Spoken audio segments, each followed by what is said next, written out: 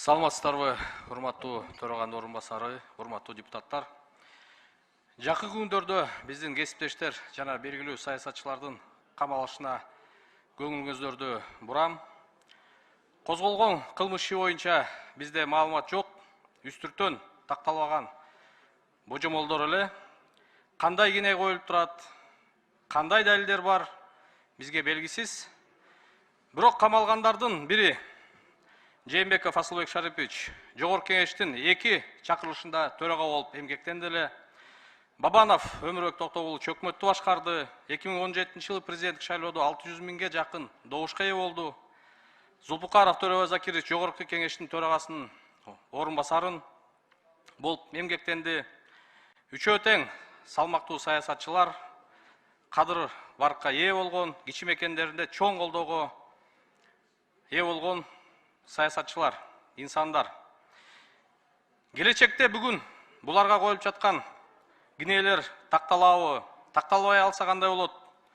Булардын бүгүнкү камалышына ким жооп берет деген маселе козголбой койбойт. Мен ушул төрагабыз да учурунда мыйзамсыз жоопкерчиликке тартылды эле. Садыр Жапаров бүгүнкү президент, Камчыбек Ташиев, Өмүрбек Чиркешев, Текебаев канча деген узак мөөнөттөр эркинен ажырап абакта отурушту. Кийин мыйзам жолунда чечимдер чыгарып, булар баары акталды.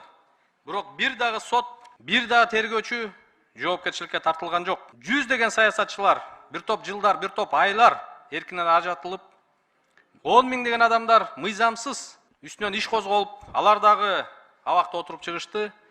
Бирок акыркы мезгилде бир дагы сот же тергөөчү мыйзамсыз козгогон ишине адамды мыйзамсыз эркинен ажыратуу боюнча жоопкерчиликке тартылган жок. Кылмыш кодексте бул так жазылып турат. 6 жылга чейин эркинен ажыратса, ажыратыш керек кандай адамдарды. Ошол себептен мен суранып кетет элем.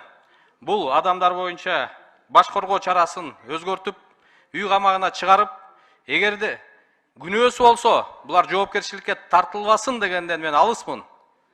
Жоопкерчиликке тартылсын, эгерде айтылып аткан, коюлуп аткан кинелер моюна коюлуп, далилдери такталса, соттун өкүмдөрү чыкса, жоопкерчиликке тартылсын. Бирок биз тарыхта көрүп атабыз, көп учурда андай болгон жок. 100 деген адамдар мыйзамсыз бүгүнкү күндө абакта отурат. Ошого мен көңүл бурса деп кайрылам бийликке.